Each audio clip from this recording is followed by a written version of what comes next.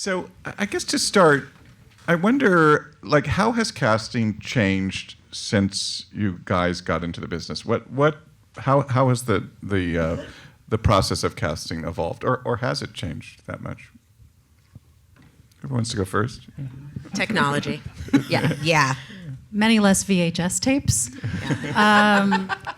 Yeah, I mean, obviously A lot fewer faxes. Yes, yes. Yeah. I think, as everybody in the room knows, I mean, the obvious big change is, less in-person, more self-tape, which is, I think it's changed my entire job description. I still try as much as I can in self-tapes to offer actors notes, feedback, either directly to you guys or to your reps.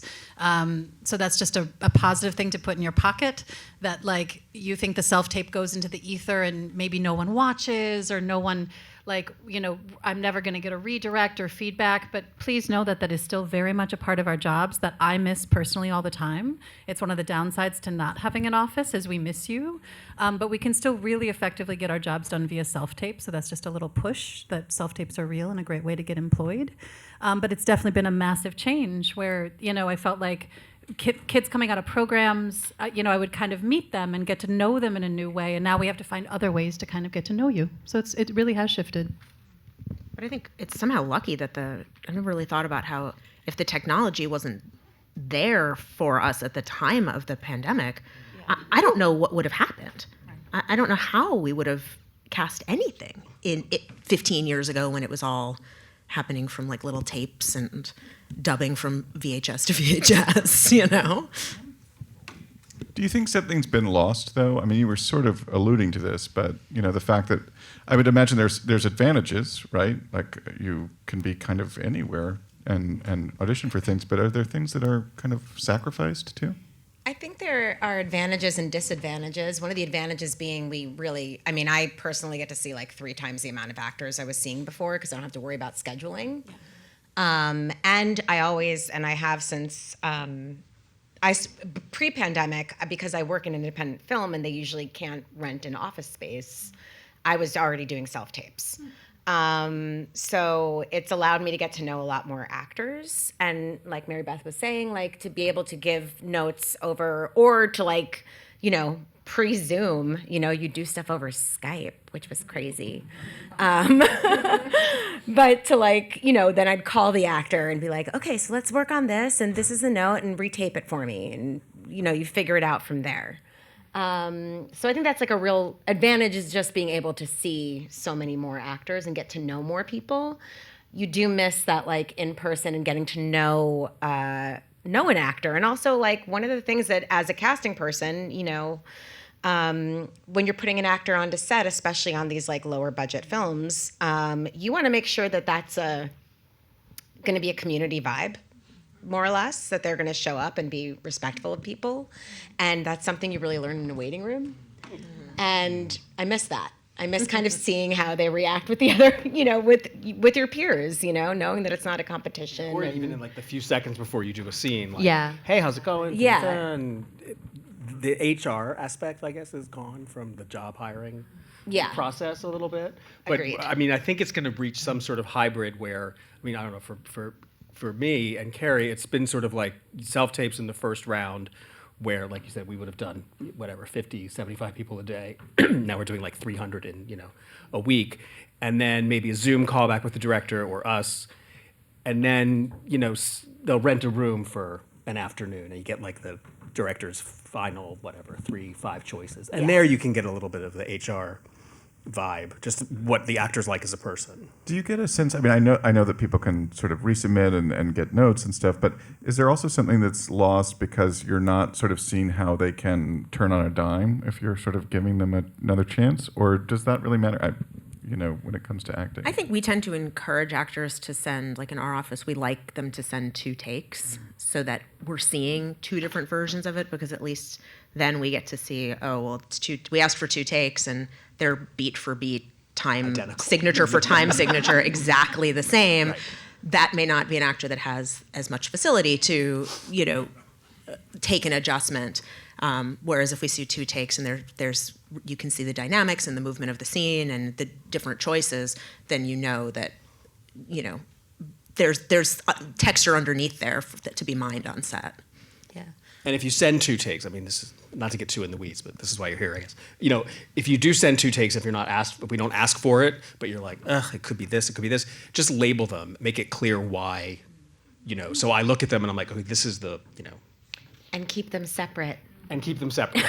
Right. Yeah, we'll choose and the make best sure one. that they are, you know, if you say this is the version where I want to get divorced and this is the version where I don't want to get divorced in the scene, that should be clear when we watch it. Just make sure that it reflects what you intended. I do find though with self-tapes, like, yes, I truly miss like the old job that I really had pre-pandemic was me like essentially locked in a closet playing all day with actors from like 11 to 6, you know, and then we would like look at tapes and compare. And I really miss like the relationship building over years where I felt like I came up as a casting professional watching these people that I've collaborated with for years like also grow into these new positions and roles as I start to feel like, oh, I know what you're capable of and I believe that you're ready for something bigger and we could like grow together. Like I miss that part of those years in the room. But also it's kind of amazing how much you can tell an actor's capability from a self-tape. Like I think you can see a really smart tape and know like, oh, that's a really smart actor that knows how to use their environment and knows what like how to break down this scene and understand the context and the relationships. And I think you can get a sense of someone's confidence with material pretty directly from a self-tape in a way that pre-pandemic, I think we would be like, oh, we need to be in the room to see how they adjust and how they work. And I think you can sense someone's control through a great self-tape. So we've been pretty, you know, knock on wood, very lucky over the years with our self-tapes of being able to judge who we can trust putting on set through that. But especially like, you know, with kids, it's sometimes you get a self-tape and you're like, how did you get there? Like, what was the process of getting you to cry? What torture were your parents putting you through? How many takes did that take? How many hours, you know? So I think there is a part of the process, which is great that we're able to now return to, we do in-person chem reads or callbacks at our studio for our old TV show. And, you know, there's places where you can get in the room and really work and see like, yeah, how do people adjust? And, oh, that is how they got to that tape. That was excellent. And, you know, there's a little bit of combining the old and the new to kind of find the middle ground. But I just say to all of you, like, you guys, when you do great work, like, we really see it and we trust you, so. When, you know, you were saying that you get to see more people now because of self-tapes. Is it better that you can sort of watch them at your own pace and you're not there getting through like 100 people a day? I mean, getting tired? I mean, It's is that a humane yeah. existence. Yeah. Yeah. Do you I mean, I think- guess it's like any job interview. If you're an applicant you could go in and your interviewer, it could be 4 p.m, and the woman across the desk from you is like, you know, nodding off. Right. So it's yes is the short answer. Yeah, I like it. It's kind of funny because when we were doing everything in person, we would really try to build the day so that we weren't seeing, if we were seeing waitress number 3, we weren't seeing 20 people for that in a row. Right. We would do our waitresses and our doctors and neighbor and all these things scattered. So it was like every time somebody walked in, you're like kind of palate cleansing and seeing something fresh. But when we watch tapes, we roll through like 50 of the same thing.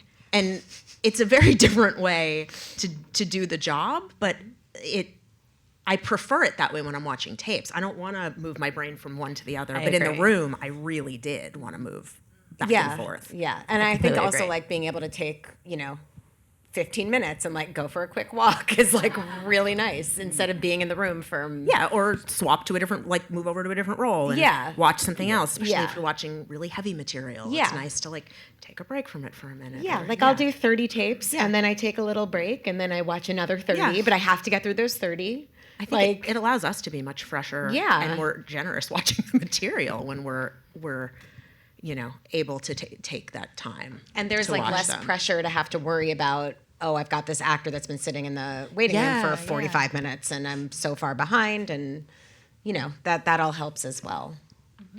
What about, I mean, what advice would you give people about self-tapes? Like, for example, like backgrounds. How important are they? Like, do people get like really obsessed with that? I think you should. I mean, at the beginning of the pandemic, I mean, correct me if this was not the same for you. At the beginning of the pandemic, or when it self-tapes, when people started going back to work, I feel like a lot of people were trying to not game the system exactly, but like if the scene took place in a car, you know, you'd put yourself in a car and you'd maybe mic yourself.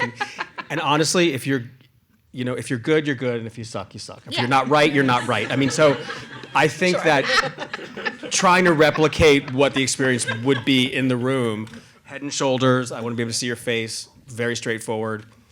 You know, I've never heard a director say, "Well, let's call her back. You know, she was awful, but she was in a deli or whatever." Do you know what I mean? So it's not gonna matter. And I think actors, generally speaking, not all of you, but a lot of times actors overcomplicate the scene, and it can be. I've seen people do, you know, fight scenes sitting in a chair, totally straightforward.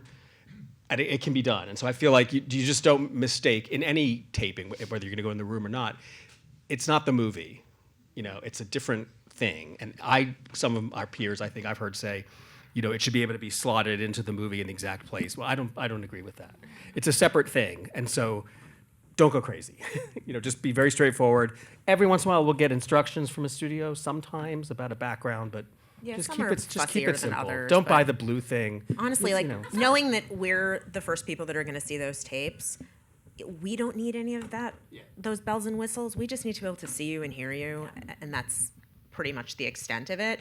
If we know that our team needs something more polished than that, and you did a great tape, but it was blurry, or you weren't lit well, or the sound wasn't great, or you didn't have a reader, we will ask you to do it again, and we'll do it all say, the like, time. Yeah. come get on Zoom with us and do it if you don't have a reader, or just, you know, get a light, or we'll figure something out, because the work is what matters, not all the you know, stuff around it. Can I make a pitch for eyeline really quick? Very my favorite technically. So yes, exactly what Paul said in terms of framing. It's like chest up, very little space above the head. But keep in mind that, like, I can't keep track, nor is it your job to keep track. Like, if there's a scene with a group of people, and I can see an actor's wheels turn on a self-tape when they're like, John is there, Ignacio's there, he's there, and then you get it mixed up, make it simple for yourself. If you want more than one person in the scene, no problem. But think about the old days when we'd be in the room together. I'd be everybody. And your eye line was to me. And I used to put my foot in the center of the triangle of a tripod. So my eyes were as close to the lens of the camera as possible to serve your tape. Do the same at home with your reader. A lot of self-tapes are starting to look like you're all watching amateur ping pong tournaments.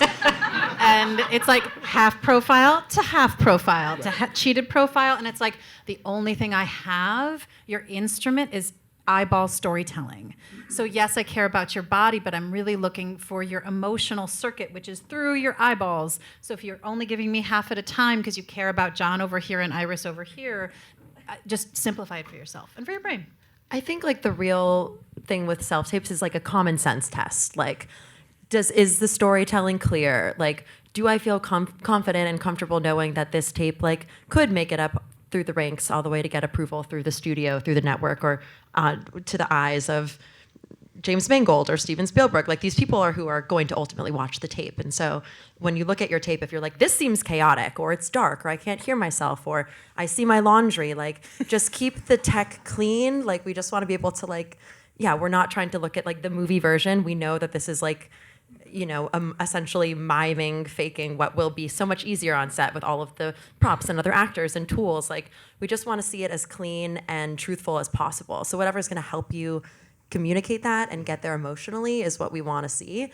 And you as the actor can look at your tape and say, like, that seems, I feel good about the tech, I feel good about my storytelling, I feel good about the emotion, and I feel confident knowing that this can go up the flagpole as far as it needs to go to get approval. I think there's like you can common sense it a little bit. What about, like, appearance? I mean, should people really be going to town with makeup and hairstyle and clothing, or? would I you always prefer said, much- like, back in the before times, that you can hint at it. You don't need to, like, you know, ladies, like, if you're going in for, like, a period piece in, like, the 30s or 40s, attempt to kind of do, like, a little pin curl or something, or whatever. But don't go buy things. Don't go crazy. Yeah, don't wear it's like not- your Lululemon if you're auditioning for, you know, the Gilded Age. That's not helping you, you know. Yeah. We want to, like, Suggest it. yeah, just give a suggestion of the era that you're existing, and you don't need to go. We've had, I mean, in the before times, we had people come in Full makeup. full comic book makeup, like very intense choices, and like you don't need that. That's, I mean, real professionals will do that. I think that's also kind of a common sense thing. Like, it's only to help you as the actor, right? Like, if you're going in for a period piece, probably want to wear something more structured. If you're going in for an attorney, like, maybe dress a bit more professional versus like in a sweatshirt. Like, what's going to help you find like your body language and posture to be able to like find the character better. And if there's certain things that are like period pieces, like, it helps to see a hint towards the character without having, we understand what you will be like in costume, but it helps telegraph the emotion and the storytelling. I think if you just help yourself, like if you're drinking water, you don't have to do the like, glug, glug, like, if you need to take a sip of water, Karlee knows that is my deepest pet peeve. We go crazy. Like, just take a sip of your water. You got water. If it's going to help you as the actor, I think, whatever that is. But that's Imagine, just our thought. I like to tell actors, imagine you're at Costco and the old lady's behind the sample desk giving out samples of pizza. You wouldn't take the whole pizza. My expectation of a self-tape is not the whole pizza. It's one sample. It's one slice of what you might do to make the on-set experience interesting for my director. We don't want the whole pizza. It's not the job. That's a great analogy. Yeah. Let's go, Maribeth. Let's go to Costco. I like that. This is why we're here, folks. Get that $5 rotisserie chicken. We've sort of been talking about this, but I mean, what are the biggest mistakes you see people make when they read for you? I mean, in the olden days, I'll say before times, the biggest mistake was any kind of, and I guess this happens sometimes on Zoom maybe or in a chemistry read, any kind of apology ahead of time. I just got this. I just got these sides.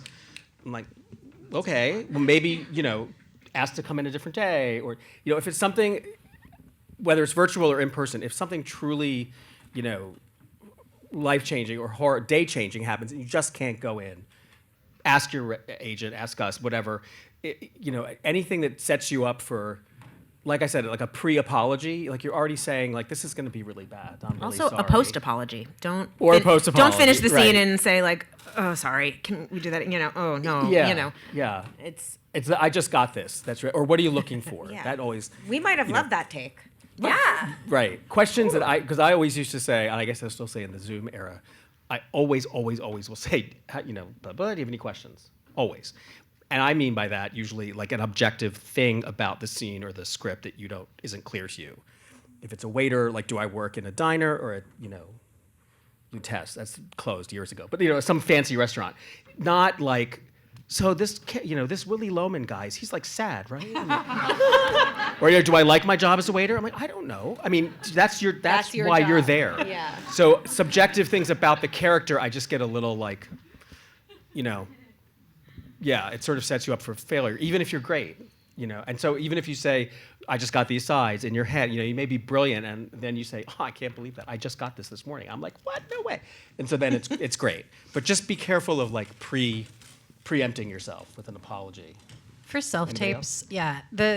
Yes. The pet peeve. Yes. The whole night just. Yeah, I know. No. So I used to say in self-tapes, similar to Karlee and Rory's hatred of water drinking and hydration, which I agree with, I used to just say no to props. I was like, if it's a cell phone, fine, know how to choreograph it, know when to get rid of it, fine. But then I thought, you know what, MB? You're not an actor. If you've never been in an actor's body, maybe some people need props.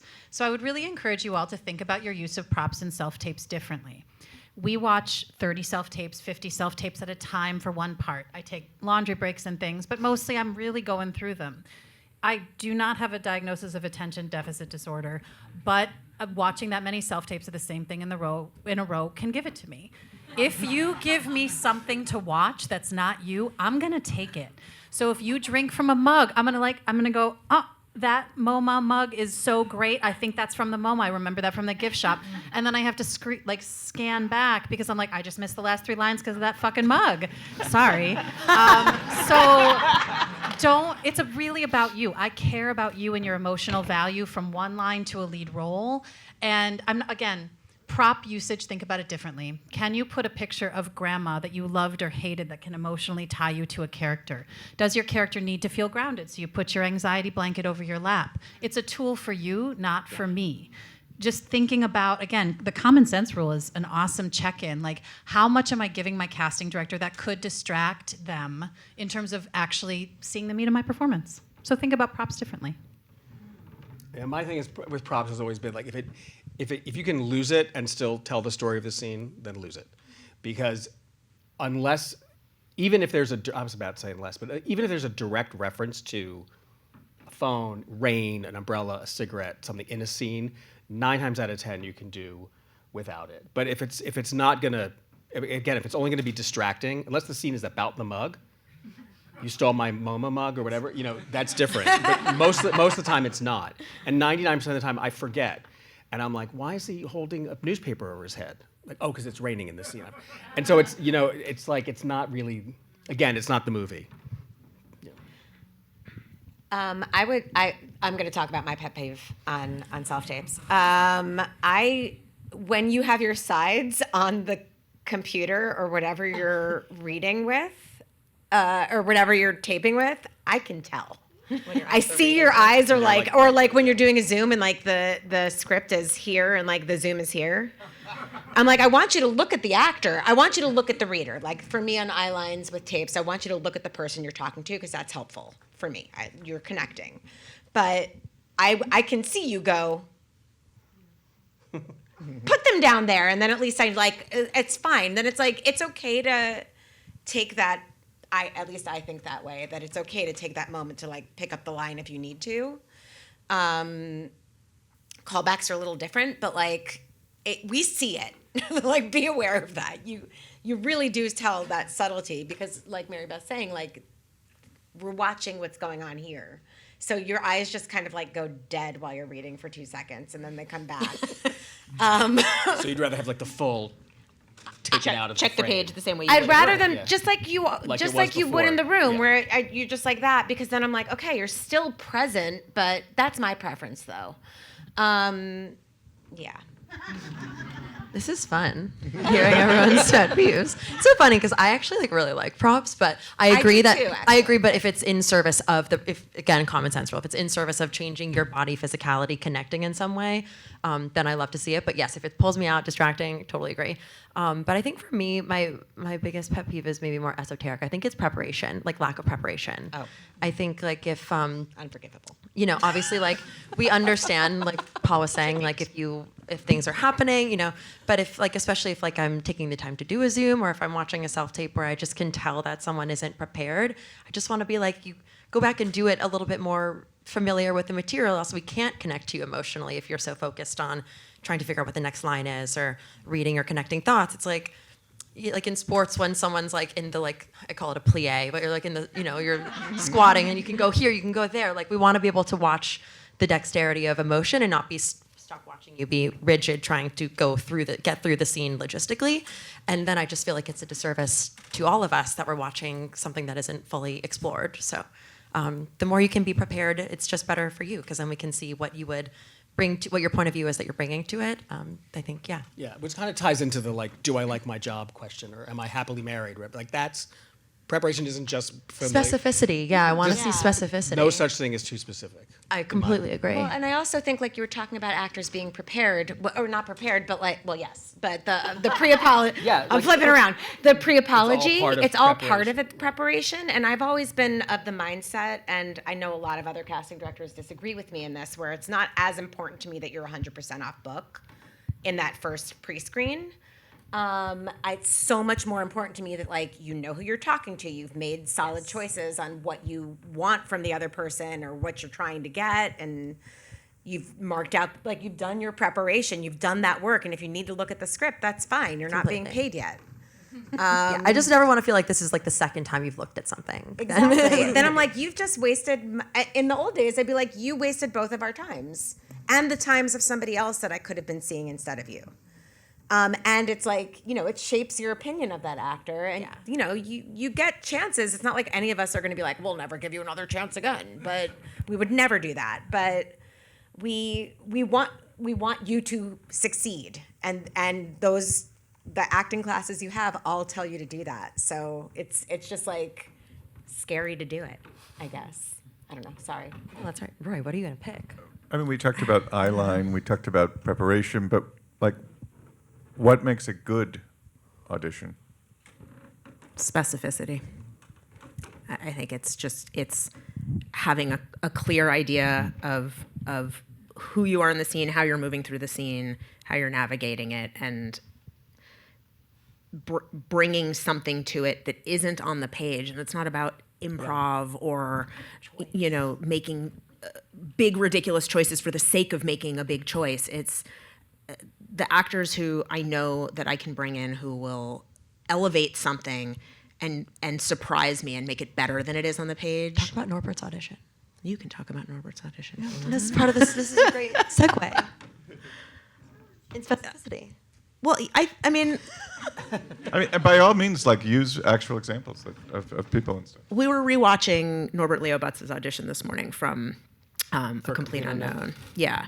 And, a lot of incredible actors auditioned for many roles in that film, and a lot of incredible actors auditioned for that specific role. But Norbert just, the second you turned the tape on, it was like, oh, there's the guy.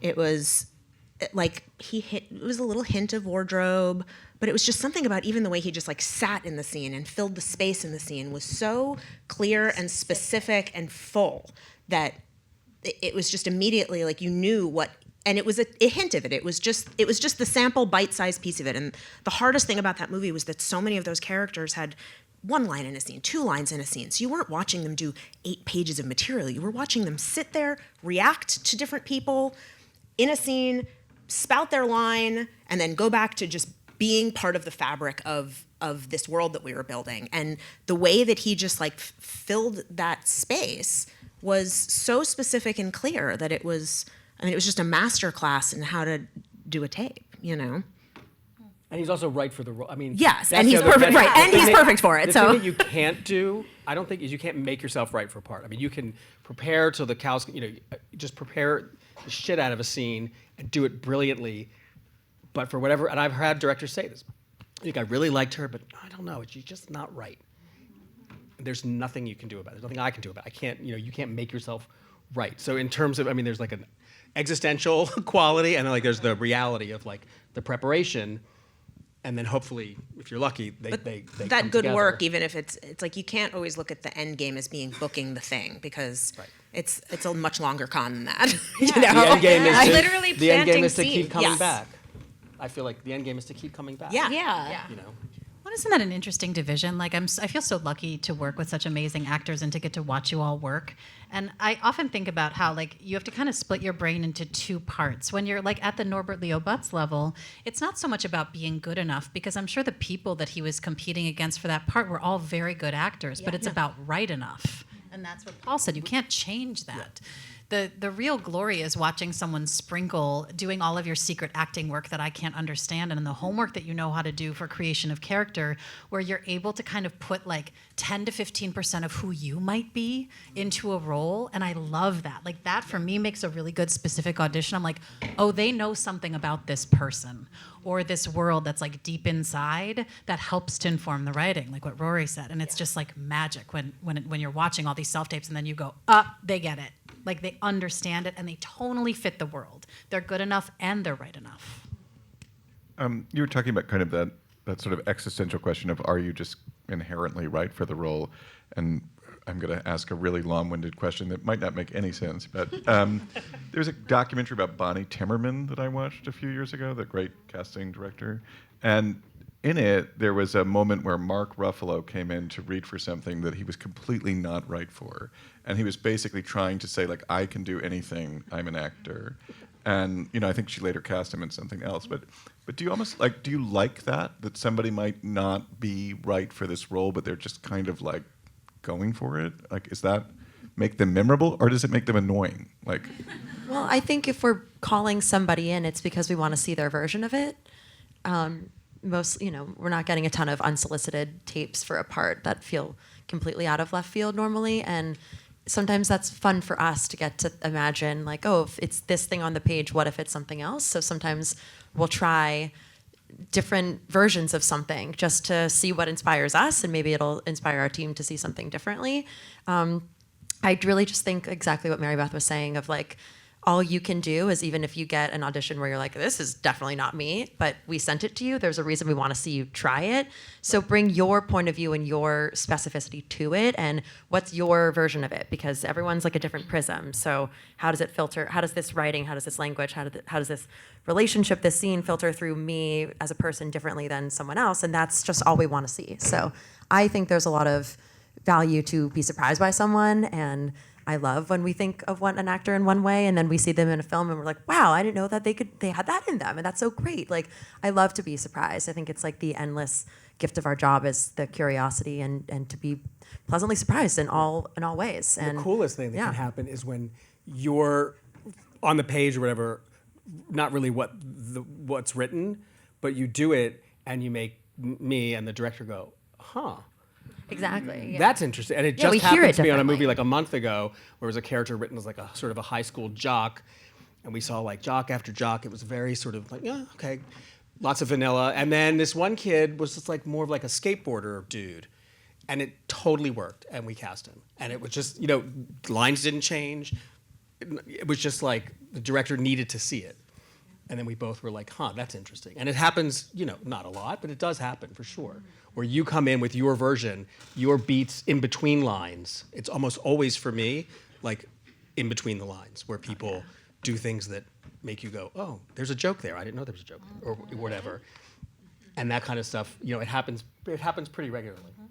That's what's fun about casting series regulars, because I think when you go on a journey of a show for like 7 years, you want someone to be able to do their version of it. And so a lot of times, like, we'll get a script for a pilot and think it's one thing, and then we try so many different kinds of people, and then someone just really makes it sing, and you're like, I want to watch that for so many years. And then the writers start to shape the character kind of based on that person's essence. And it, like, that happened to us on Raising Kanan, where the whole family was kind of, they were all kind of different than the way they were written a little bit. And We ended up with an off-center version of what was on the page for most of those roles, and it really made the whole fabric of it that much stronger and more dynamic, I think.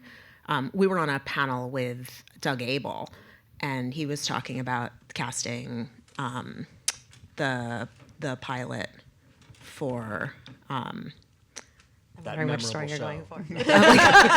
Great show. No, because I keep my brain's going Severance, and it's not Severance because for Succession. For Succession, Oh, thank you. okay, sorry. Yeah. And that Jerry this is a great J. story. Smith Cameron's character was originally written as a man, as another white man in the world of that show, and he wanted to try Jay for it. And so he said he still has the sides that he like rewrote, it was like Jerry, Jerry, and he like changed the sides and, sent them to her and had her come in. And I cannot imagine that show without Jay in that role. The way that informed the relationship between her and Kieran Culkin, and the dynamic of her being a woman in that world was just like aces to Doug. And also when it sings, that in the job hunting career aspect of it, that's the stuff, speaking for myself, that I remember. Like the movie I was just talking about with the, jock after jock after jock, the vanilla is fine, but we see like 9.9 out of 10 vanilla. And you want somebody that person is like, he or she will do something offbeat, but still right and weird and interesting and different. And so I'll bring them in and keep bringing them in until something sticks. And so there's so many of you, and I'm not saying do it for the sake, like you were saying, like for the sake of it, to stand out, but like those specific, and it's usually because they're so specific. That's the kind of stuff that, I mean, there's been times where we've read somebody for a movie and then 4 years go by. And I'm like, I really liked your audition for the blah, blah, and now you're right for this, so come in for that. And it, so I have a very long memory. I don't know about you guys. Yeah. Don't you think that's a really good pitch too? Something I've been thinking a lot about is like, in the era of self-tapes, you're all getting really good at it, and you understand how material should sound. Like, we all know that procedurals need to fly, and it needs to have a clippy cadence when you audition.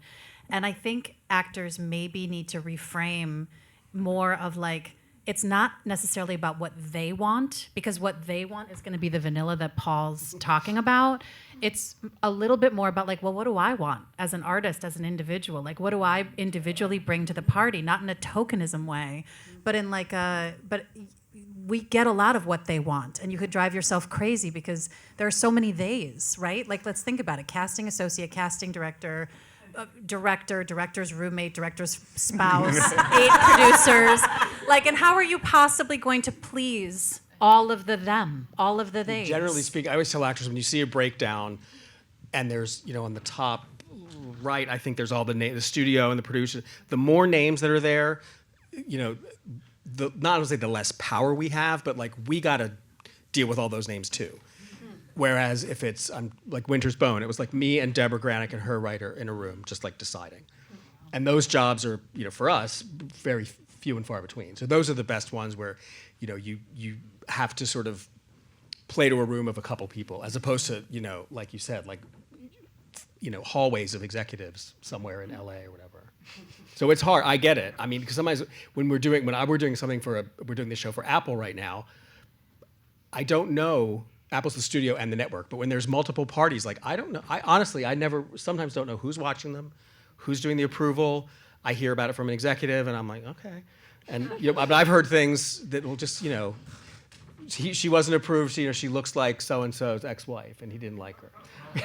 It's like, so there's, and again, this isn't like it was a way to game the system, but just know that when there's all those names on a breakdown, our hills to climb are often just as steep, I guess. That's my experience. What are some of your most memorable auditions or tapes that you've had? You're sort of mentioning Norbert. Jennifer Lawrence's audition for Winter's Bone, for sure. Can you tell us a little bit about that? She read in L.A. She was already with CAA. She had done a television show. And again, this was just a kismet job where the money was all, we didn't have to cast anybody famous. It was just like whoever the director wanted, which, as I'm sure you all know, doesn't happen that often. And Carrie, my business partner, had read her in L.A. and Deborah lives here and I live here. And so the next morning he called me, Carrie, and said, this one girl, just check it out and see if Deborah wants to look at it. And since Deborah was here, she and I had been talking a lot, and like she wasn't finding it, we weren't finding the right woman, and something just clicked. I don't even know if Jennifer Lawrence knew when she was doing it, but I hate the word popped, but it popped. And it was just, again, it was like that existential thing, plus all the beats were there, and you could like, not put the scene into the movie, you could put her into the world of the movie. I mean, listen, we saw like, hundreds of young women dressed like Neil Young coming through the office with plaid and hats and everything, and it just worked. Anna Kendrick's audition for Pitch Perfect. It was just, Pitch Perfect? It was Pitch Perfect. I couldn't resist. She'll be here all week. Tip your waiters. Sorry. That's okay. Yeah. I always talk about Yahya Abdul-Mateen's audition for The Get Down as like, Yahya was still in grad school at Yale when he auditioned. We had gotten a call from an agent in New York who had another client who one of her clients was in his class at Yale, and she was like, I just went up to see my client's show. There's this actor up there. You have to see him for this part. So she helped put us in touch with him. He came in. We were doing auditions. I was sharing office space with another casting director. The tape rooms were A closet. like smaller than a closet, like this wide and as far as I am maybe to Kate, and like that deep. And Yaya's an actor who just comes in with full of ideas. He loves a prop, or he did. I mean, kind of whatever. fall away. Like, but he came in and he like got himself all set up, and he was like, and he did the scene, and I could have been blown 30 feet back through the wall from that read. It was like, from the second he opened his, not even before he even opened his mouth, it was like he settled in, and there was something about the way he like sat in the chair and like took his space and owned the space before the scene even started, and it was like, oh, that's. Who is this dude? Like, where did he come from? And I mean, anytime I've ever seen him in a project, seen him on stage since, seen him in a room since, it just continues to. But that I feel very lucky to have been on the front lines of his like first non-grad school audition, because it was really something to behold. Anyone else have memorable stories? I think For Wonderstruck, we did a worldwide search for a deaf actress to play the lead opposite Julianne Moore, who was a child, and it was hard. And we kind of made many interesting zigs and zags, and girls sent in self-tapes who were not deaf, and we were like, oh my gosh, this is so difficult. And I remember I just happened to be the lucky recipient of Millicent Simmons' tape.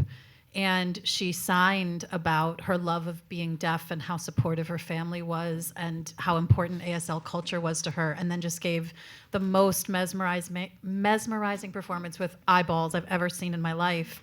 And I was like, I think we have it, hopefully. And everybody very much agreed. And it's just, it was just so special because like everything stopped. And when we got to tell Millie that she got that part after we flew her to New York, met with Todd Haynes, we did a camera test with Ed Lockman was in the room, and like they lit her. It was like one of the best days of my career for sure. And Jodie and I FaceTimed with Millie, and we learned the sign for "You got the job," and FaceTimed her, and I know it's just like the best, and it's the best, and I just think she's like not just like a great deaf actor, she's like one of the best actors ever. And so that was pretty special just to kind of watch that magic unfold at like age 13. She just had something. Yeah, a similar experience. We did this film for Disney called Out of My Mind, which your kids probably read this book, about a girl with cerebral palsy. And of course we wanted to cast authentically, and we did another similar, like, and those of you who know CP, like there's various different stages of verbosity, speaking ability, and all that sort of thing. And so we found a girl in England, and she's basically nonverbal, and she'd read the book and super bright and just everything again just in her face. And we did the same thing where we recorded the producer and the director and me telling her that she got the job, and she can't talk, and it was amazing. It's a lovely movie. Did you ever read the book? Everyone read that book, I think. No? With the goldfish on the cover? No. Anyway, it's a kid's book. It's a YA. I'm going to read a couple of questions that we have from the audience. One is, when an actor freezes or does a terrible callback or redirect and Zoom call, do you stop calling them in? In reality, Yes. I knit your names into a quilt that I keep on my bed. Start sewing about how much I hate you. What a terrible profession that would be. Of course not. We're all artists. We're all growing. You get a bad day. I get a bad day. And also when we were in the room together, or even when we're on Zoom, sometimes I hear words coming out of my mouth that I'm giving you direction, and I actually stop myself. I'm like, that's nonsense. I'm going to take a 10-second break, close my eyes, and I'm going to give you a better note in just a second. We all have moments, right?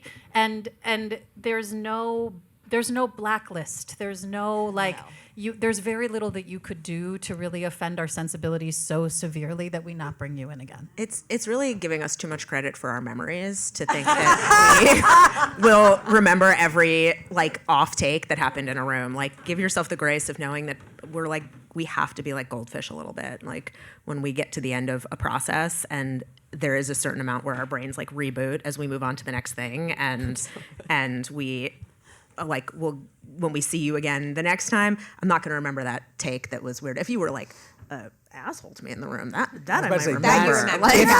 That you remember. Yeah, if there is a blacklist, it's that. It's behavioral. Whenever there's only a few times that I've heard from, because I do a lot of independent films or pilots only, and I book you, and I don't want to. I'm done, and on to the next thing when they start shooting. So the only times, most of the time when I hear from a set, or we need to recast somebody, one time I can think of in 20-some years that it's been about the performance. It's almost always personal. Yeah. She didn't show up for a fitting. We tried to call her. She was mean to the PA. Blah, blah, blah, blah. So the blacklist, as far as I'm concerned, is purely professional behavior. That's a right sure. on to the PAs, our assistants, 100%. The person that meets you downstairs and takes you up in the elevator, all of it. It all comes back to us. Good. Another question. This person got to be on the Complete Unknown set, which they describe as being part of a miracle. But this is a really interesting question for all of you, I think. With so many moving parts on a larger film, how do you stay connected to the piece? And are there things that actors could consider as well when they're auditioning for those types of projects? You know, I think Paul mentioned before when you get a breakdown, I think an actor's first temptation is to look at the character description for the role that they've been given. I'm not saying that's not important. Take a quick gander. But I write those in like 10 seconds. You know, like I put thought into them, but like it's not like I'm sitting there like, oh, what's the best adjective? I like it when directors write them and will kind of be a little bit more expansive to be helpful to you. But I always suggest, like on a bigger project like that, take a look upper right-hand corner. Who are the producers? Who's the director? If they're directing a big thing, chances are it's not their first thing. So then you go to your IMDb Pro and figure out what else they've done. Watch a little bit of what they've done with your eyes closed. Listen to the cadence, listen to the vocal tone, listen to how they direct. Watch them then, open your eyes and go, that's how they like, that's the general tone of the dress. That's what they kind of go for. And think about it more in a full package kind of way and in any project really, but in a larger scale project, if you want to feel a little bit more connected, I would take a look at the upper right instead of being like, quirky, fun doctor, 20 to 25. Like that's, you know, that's important, but like who's a part of it, who's watching your tape is equally as important. I try to take that stuff out, depending on if it's a smaller film, more charactery, not so much on episodics. I try to take out those adjectives because I feel like you get people coming in and playing at it. Right. And I usually try to take out all that stuff and just put like any kind of background that might be helpful, you know, lost his pet cat when he was 4, whatever, and then just what the character does, how they're related to this other character and like what they do. And then I don't buy the stuff about where the script's not available. I try to encourage filmmakers and producers to make the script available. Agreed. Because everything's watermarkable now through Breakdown. And that's because you're feeding in that sort of like subjective stuff I was talking about. That's not really your question right now. But, you know, I just feel like it can help you because you take the easy way in or out. For some projects, I guess it's appropriate. For some, you know, large, you know, episodic procedurals or whatever, you're in and out, you're giving information. But in something like a Deborah Granick film, since I was talking about her before, we can all smell it a mile away. It's, as Maribeth said, it's so, you do yourself such a disservice if you don't educate yourself on the filmmaker team before you lay down your audition. I think that is one of the biggest mistakes I see is that there's a huge difference between like one of James Mangold's films and, you know, a network comedy. And even if you didn't know that if we had been doing A Complete Unknown and we weren't allowed to say what it was, let's say, you know, which happens to us often on projects where we can't even say what the project is. But if we were allowed to disclose that Jim Mangold was the director, if you go and look at any of his material, you're going to understand what the texture is of the work that he does pretty much across the board. And that's going to be different than if, you know, Adam McKay is directing it or if, you know. The Baz Luhrmann biopic is very different than a James Mangold biopic. Exactly. So. Yeah. Some similarities maybe. Yeah. But, you know, yes, there's the filmmaker will tell you a lot about what the world is, or if it's a TV show, what other projects, if it's a pilot and they're not releasing the script, well, what other things has that team done? What kind of clues can you gather? I worked on a film once that Steve Carell was the star of, and we were allowed to say that it was Steve Carell, but it was Bennett Miller's film. It was Foxcatcher. And people would come in, and because they didn't bother going all the way up to read the top of the breakdown, they just saw Steve Carell, and they were coming in for this very heavy, intense, grounded, gritty Bennett Miller film and trying to do the scenes like they were hard comedy because they just saw Steve Carell and they were like, got it, great, wrestlers in a Steve Carell movie. And it was like, oh no, that's not what this is, you know? And that's not the movies Bennett makes. So if they had made their way up to see Bennett Miller, or that it was, you know, Megan Ellison producing or Likely Story producing, then they would have been like, okay, so I get that this is living in this very grounded, real world, you know? And especially for smaller parts on these kinds of bigger films, like we came on to A Complete Unknown and a lot of what we did was like fabric of the world, like New York faces, texture. And so if you're going in for these smaller parts, like how do you find a way to understand the world, like do your research on if it's a period piece on the time period, read a little bit about like downtown in the 60s and like get just like a feel for what that is and how do you bring that like sensibility, that realness, like you're probably going to wear a little bit less makeup. You're going to feel a little bit more dropped in. How do you tap into that like fabric of the world in service of the greater story in your audition? And I think that really reads when you know you're not the focus of the scene and you're there in service of a greater scene and you understand what that world feels like. Like that's sometimes the best auditions are the simplest when it comes to that kind of a thing. So Sort of talked a little bit about how your job has changed, but this question is interesting. It's what do you notice is the most significant change in your business day to day since the strikes, positive and negative? the difference is it's slower. What survived till 25 is now something, get your fix in 26. Yeah, it's like Escape the country before 2028. I don't know. Yeah. it's just, if anything, it's not personal. Like if you feel like you're not getting as many auditions, or if you think we've forgotten about you, I promise we haven't. We've just also been a lot slower than jobs. we're all in the same boat. It's a very symbiotic relationship. We're also freelance. Like our work ebbs and flows the way yours does. So. The landscape is looking really different right now. I think I heard on the town, it's like production in the U.S. is down like 40% or something. It's like pretty significant. So I say that as a broad quote. You should listen to the episode. It's very good. But it's like affecting everyone in different ways. So be kind to yourselves and just know like this isn't like a personal experience that you're having. It's just we're dealing with an industry contraction and figuring out where the lay of the land is going to fall. So It's really weird, isn't it? I feel like whenever peak TV was, like we were all like, Oh, you guys yeah. must have had like multiple auditions. It was crazy. Yeah. And now it's kind of like, okay. Yeah. Yeah. So we're all And a feeling lot's being it,moved yeah. overseas, for cost reasons. And UK production's up 30%. Right. So there's Bulgaria. Good for them. Yeah. A lot of stuff is going overseas. But do you have to chase that? Like if you're an actor now, I mean, should you think about trying to relocate or something? Learn or is Bulgarian. That just, That's It's like you can make yourself crazy as I an mean, actor. big yeah. win for anybody who's a dual citizenship anywhere right I mean, now, for frankly. multiple but, reasons. Yes. Yeah. Yeah. But That's a good question. I mean, because I think a lot of times actors, I say, oh, well, I'll make myself local.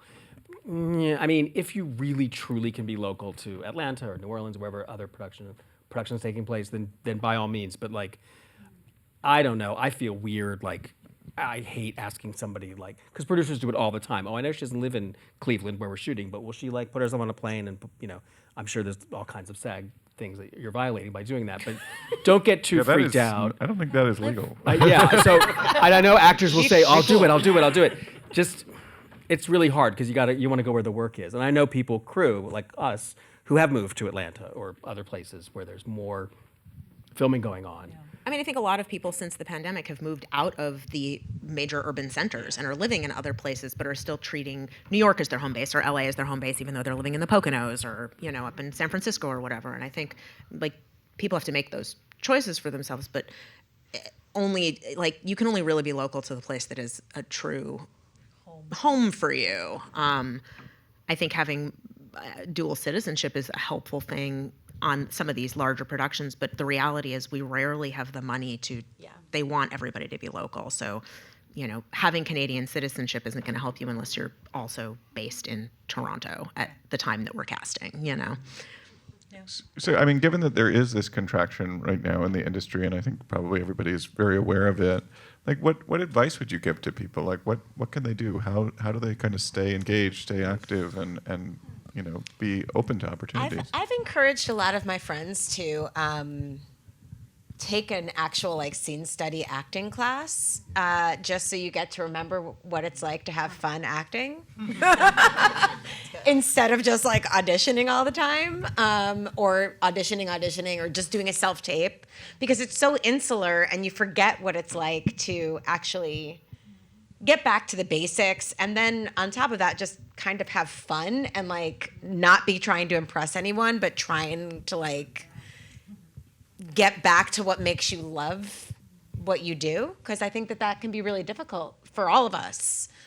I know I spend so much time trying to attach name talent to a project to get the movie financed, to actually do what I love doing, which is casting actors and putting them in, finding the right puzzle piece. So I think it's very similar for you guys. If you've got a good side hustle with some cash on your hands, go have a good time. I think that this seems silly, but I think a lot about when I interviewed for my job with Laura Rosenthal that I had for 16 years.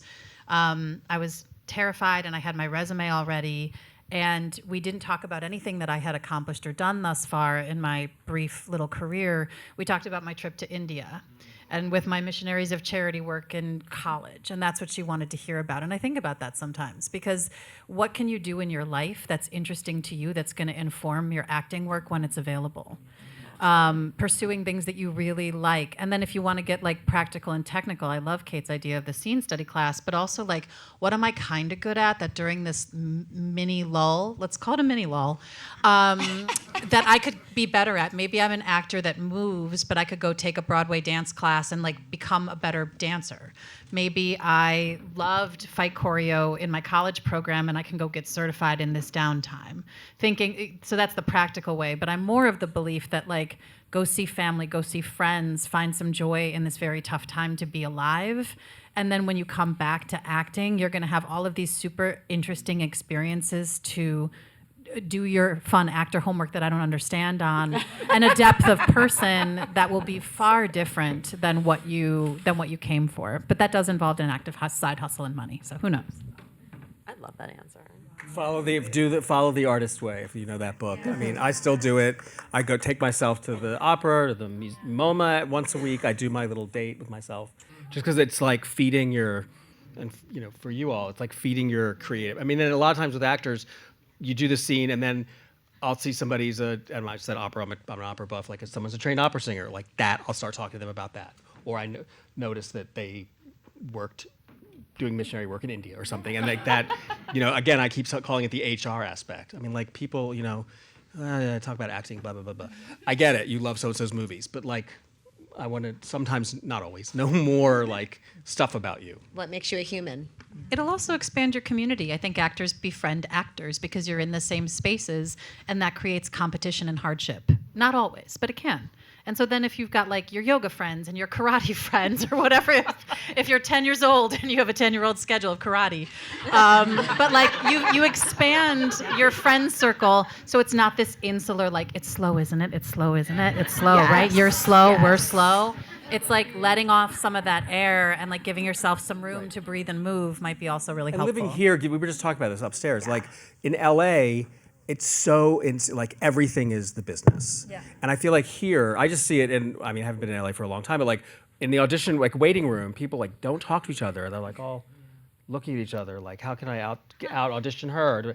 And here it's like, let's go to lunch, even though you just auditioned for the same role. And like, you know, and you're just, it's my bias, New York bias, but like it seems to me, my feeling is that there's just much more life outside of work going on here, and I feel like you should take advantage of that. Our casting community is like that Yeah. here. Oh, too. yeah. Agreed. We have like some of us do like we were all just karaoke talking about our together. kids. We and, like to do you know, yeah. karaoke together. Rory does pottery. I think like a symbiotic artistic interest is really nice. Like, yeah, do you have time where you just get to like make your art, or do you like, how do you consume art that inspires you? And like finding that in New York is infinite, really, and like finding community through that is amazing. I totally agree. And like also, if you're like, I'm just like kind of at home and I don't want to spend money or do anything, like great opportunity to like educate yourself on like watching lots of movies. If you've never seen like old movies, great time. Or if you're like, oh, I have a blind spot of this kind of show, you can start binging things that maybe if you wanted to like fill out your understanding of a certain director or showrunner or something. That's, I think getting to watch things and like honing your taste is always really great as an actor too. Well, we are out of time, and I want to have you applaud our panel, but a reminder, please allow them to leave the space. So can you join me in thanking our amazing panelists?